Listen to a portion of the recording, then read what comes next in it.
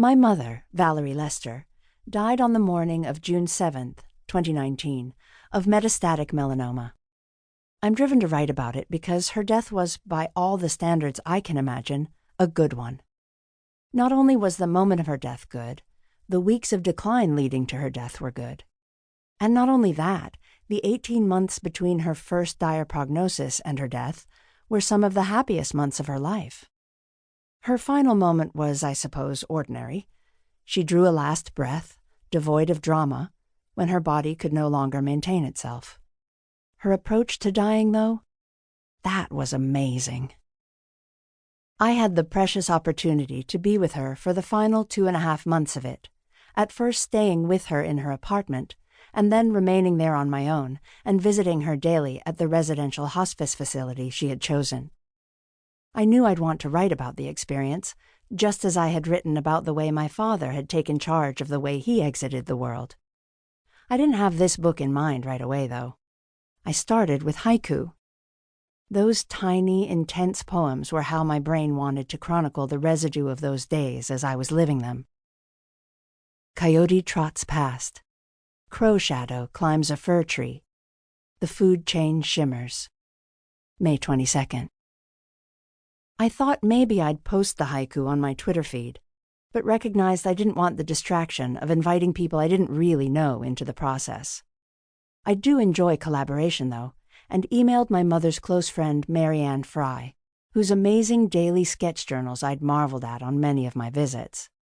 She was also painting a portrait a day and had done several of Mum over the years. Marianne was processing Mum's final months in images the way I was in words, so I proposed we do a book of haiku and sketches, either just for ourselves or for the wider world. This gave me a place to send the haiku right away, and an engaged witness in my quiet corner. As the weeks with my mother passed, I found myself wanting to share much more than poems with readers, and a couple of months after her death, I began writing up the whole story.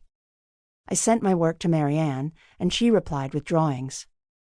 Because you are listening to this book, you won't see them, but the fabulous gin and tonic on the cover will give you an idea of their potency.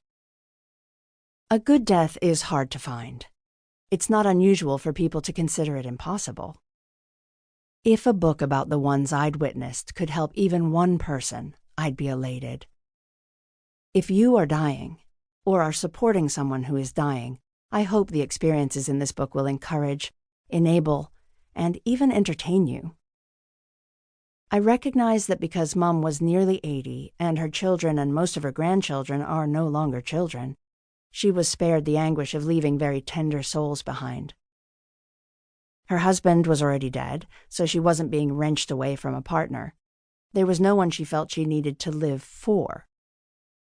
The blessing that she wasn't in pain went a very long way towards making her death a good one, too, as did the fact that she suffered only minor side effects from the drugs she submitted to.